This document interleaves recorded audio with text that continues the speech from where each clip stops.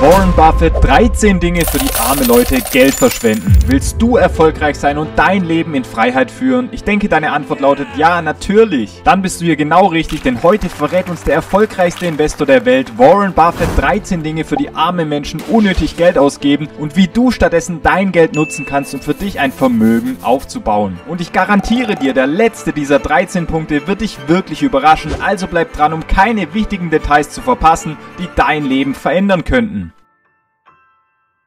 Punkt 1. Neues Auto. Es ist kein Geheimnis, dass der Wert eines Neuwagens rapide abnimmt, sobald er das Autohaus verlässt. Im ersten Jahr verliert ein Neuwagen etwa 25% an Wert. Von 40.000 € auf 30.000 €, bumm, in nur einem Jahr. Der Milliardär Warren Buffett hat genau das erkannt und deswegen kauft er nur gebrauchte Autos und legt dabei besonders Wert auf die Zuverlässigkeit als Transportmittel und auf die Sicherheit seines Autos. Den Kauf seines Gebrauchtwagens übernimmt seine Tochter für ihn. Sie wählt dabei sogar Autos mit Hagelschaden, weil die nach der Reparatur des Schadens nochmal deutlich günstiger sind. Warren Buffett fährt sein Auto dann immer so lange, bis seine Tochter ihm sagt, dass es langsam peinlich wird und es Zeit wäre für einen neuen Gebrauchten. Was können wir also von Warren Buffett lernen? Dass der Kauf eines Gebrauchtwagens nicht nur zu erheblichen Einsparungen führt, sondern auch, dass der Schwerpunkt beim Autokauf die Sicherheit des Fahrzeugs sein sollte und natürlich die Zuverlässigkeit, uns von A nach B zu bringen. Was wir gerne mal vergessen, wenn es darum geht, andere Leute zu beeindrucken. Punkt Nummer 2. Teure Kleidung und Luxusuhren.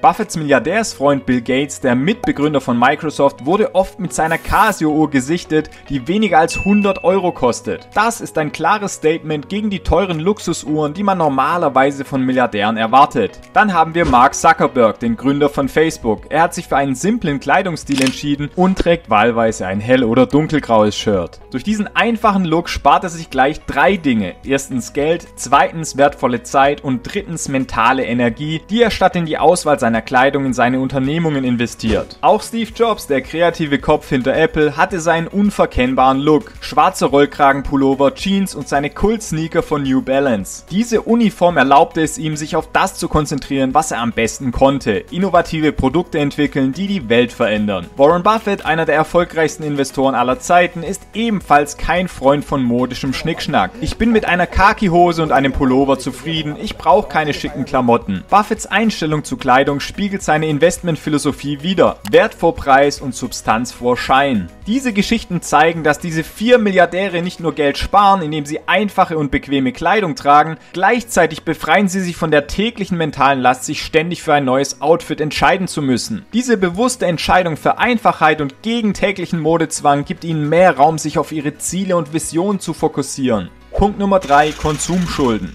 Das große Problem mit den persönlichen Finanzen haben Leute mit Schulden, beispielsweise Kreditkartenschulden. Die Hälfte meiner Briefe, die ich täglich bekomme, kommen von solchen Leuten. Und dieses Problem ist vermeidbar. Es ist viel einfacher, sich aus finanziellen Problemen rauszuhalten, als sich aus ihnen herauszuarbeiten. Wie Warren Buffett sagt, ist es schwer, aus der Konsumschuldenfalle wieder rauszukommen. Besonders verlockend und gefährlich sind Angebote wie 0% Finanzierung, beispielsweise von großen Elektronikmärkten. Diese klingen zwar erstmal toll, können aber langfristig für finanzielle Probleme sorgen. Sobald man nämlich den finanziellen Überblick verliert, ist der Griff zum teuren Dispo-Kredit von über 10% Zinsen pro Jahr oft nicht weit. Dieser führt dann häufig in eine echte Schuldenfalle und aus diesem Loch wieder rauszuklettern ist verdammt schwer. Sei also vorsichtig mit günstigen Logangeboten und behalte stets deine Ein- und Ausgaben im Blick. Aber wie kann man am besten den Überblick über die eigenen Finanzen behalten und verhindern, in finanzielle Fallen zu tappen? Ich persönlich nutze hierfür die Finanzguru-App mit aktuell über 1 Million Downloads und einer App-Bewertung von 4,7 Sternen. Diese App, bekannt aus Die Höhle der Löwen, ist ein digitaler Finanzassistent, der dir erlaubt, all deine Konten und Verträge zentral zu verwalten. Kein Hin- und Herspringen mehr zwischen verschiedenen Konten. Mit Finanzguru ist alles übersichtlich an einem Ort. Die App berechnet sogar dein frei verfügbares Einkommen für den Restmonat und das in Echtzeit. Und zwar basierend auf deinen Ein- und Ausgaben. So gibt es keine unangenehmen Überraschungen mehr vor dem Monatsende. Denn du behältst stets den Überblick.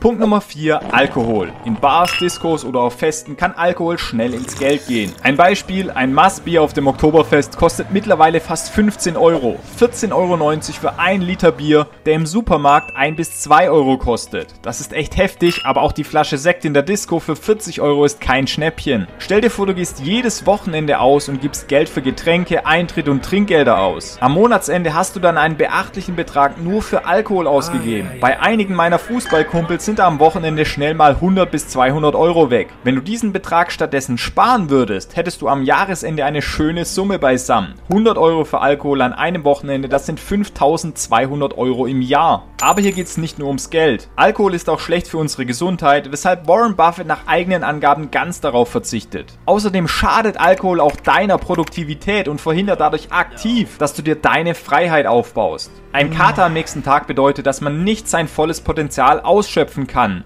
Und das führt langfristig zu vielen verpassten Chancen und zu weniger Einkommen. Denn die Zeit kannst du dir nicht wiederholen. Ich kenne Leute, die selbst 2 Tage nach dem Kater bei der Arbeit nicht bei 100% sind. Der bewusste Verzicht auf teuren Alkohol führt daher über 3 Wege zu deinem Erfolg. Erstens, es spart Geld. Zweitens, es hält dich gesund. Und drittens, ohne Alkohol wirst du produktiver sein, wodurch du schneller deine Ziele erreichst. Aber das klingt so simpel. Was sollen denn diese Anfängertipps? Mag der ein oder andere denken. Ja, dazu gibt es einen wichtigen Satz. Gesunder Menschenverstand ist keine gängige Praxis. Es sind eben oft die Basics, die kleinen Veränderungen, die am Ende einen großen Unterschied machen. Und eben nicht die krassen Hacks, Tricks und Profi-Strategien.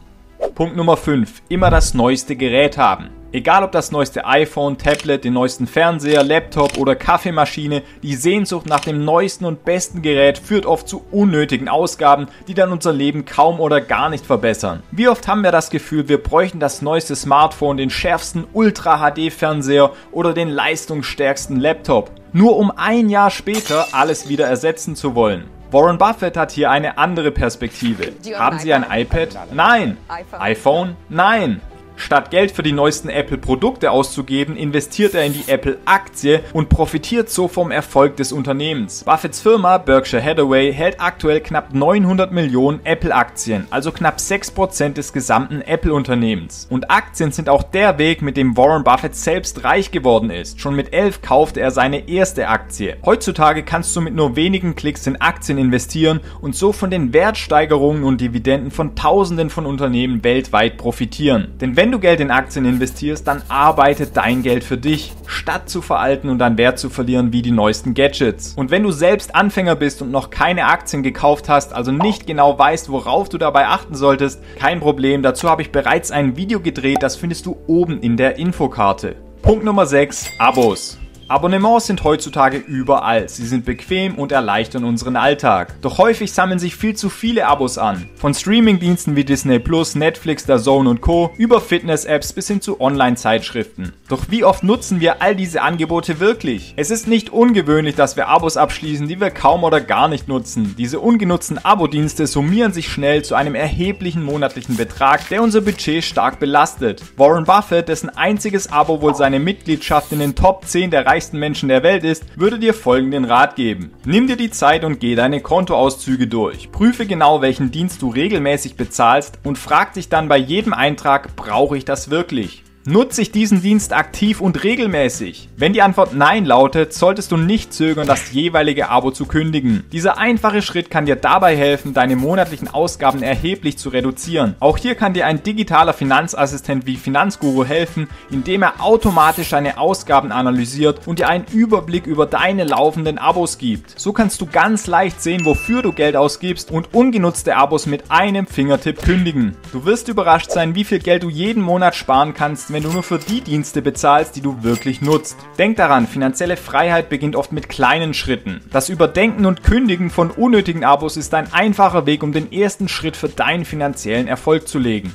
Punkt Nummer 7, Glücksspiel. Glücksspiel und der Traum vom großen Gewinn fesseln viele Menschen. Egal ob Lottoscheine, Spielautomaten oder Online-Casinos, die Aussicht auf einen lebensverändernden Geldgewinn lockt immer wieder. Doch wie realistisch ist es eigentlich, durch Glücksspiel zum Millionär zu werden? Um es ins Verhältnis zu setzen, man hätte eine höhere Chance, von einem Blitz getroffen zu werden, als 6 Richtige im Lotto zu haben. Warren Buffett sagt hierzu Folgendes: Ich bin nicht zimperlich, aber in gewisser Weise ist das Glücksspiel eine Steuer, die für Ahnungslosigkeit bezahlt wird. Man führt sie einfach ein und Leute wie ich zahlen diese Steuern nicht. Es entlastet die Steuern derjenigen, die nicht spielen. Viele vergessen, dass Glücksspiel so konzipiert wird, dass auf lange Sicht immer die Bank gewinnt. Die Casinos und Lotterieanbieter sind die wahren Gewinner. Sie profitieren von der Hoffnung und dem Wunschtraum der Spieler. Und die Nachfrage ist hoch wie nie. Erst letztes Jahr machten die großen Casinos in Las Vegas einen Rekordumsatz von über 8 Milliarden $. Das ist 25% mehr als noch vor der Pandemie. Casinos und andere Glücksspieleinrichtungen sind Experten darin, die Menschen zu verleiten und sie im Glauben zu lassen, der nächste Einsatz könnte die Tür zum Reichtum aufstoßen. Aber die Realität ist, dass die überwältigende Mehrheit der Spieler mit weniger Geld nach Hause geht, als sie gekommen sind. Punkt Nummer 8. Pflegeprodukte und Kosmetik. Hier habe ich eine kleine Anekdote. Vor 5 Jahren sind meine Freundin und ich in eine neue Wohnung gezogen. Und während des Umzugs habe ich festgestellt, dass wir einen vollen Umzugskarton voll mit angefangenen Pflegeprodukten und Kosmetik hatten. Gefühlt 100 Cremes, Parfum, alte Deos, Haargel, Haarspray, Rasierschaum, Aftershave. Es hört gar nicht auf. Es war ein Berg an Produkten und die meisten waren angefangen und wurden Ewigkeiten nicht mehr angerührt. In dem Umzugskarton haben sich mit Sicherheit 1000 Euro und mehr an Zeug angesammelt, das ich dann mit etwas Schmerz dann entsorgt habe, weil in der neuen Wohnung einfach kein Platz für diesen ganzen Kram war. Diese Produkte waren schnell gekauft, sammelten sich jedoch unaufhaltsam an und wurden letztendlich nicht mehr genutzt. Viele von uns haben die Tendenz, Produkte spontan und ohne viel Nachdenken zu kaufen, besonders wenn es um Pflege- und Kosmetikartikel geht. Hier lohnt es sich öfters mal zu checken, was man wirklich braucht und auch verwendet. Und das spart dann nicht nur Geld, sondern verhindert auch das Chaos im Badezimmer und unnötigen Überfluss. Punkt Nummer 9, das Fitnessstudio. Es passiert jedes Jahr aufs Neue, es ist Januar und die Fitnessstudios sind plötzlich bis zum Anschlag gefüllt. Neujahrsvorsätze sind in vollem Gange und viele von uns sind motiviert, mehr Sport zu machen und ein gesünderes Leben zu führen. Diese Motivation verleitet uns dazu, langfristige Mitgliedschaften in Fitnessstudios abzuschließen, doch wie oft nutzen wir das Studio wirklich? Die Realität ist meistens so, schon im März schwindet die Motivation und im April merken viele, sie gehen gar nicht mehr ins Studio. Und das traurige Geheimnis vieler Studios ist, ihr Geschäftsmodell beruht darauf, dass Menschen Mitgliedschaften abschließen und dann nicht mehr kommen. Eine Untersuchung der Daten von 32 deutschen Fitnessstudios zeigt, dass 45% der Mitglieder nur einmal im Monat oder sogar noch seltener ins Studio gehen. Im Durchschnitt kostet eine monatliche Mitgliedschaft laut der Untersuchung 41,51 Euro.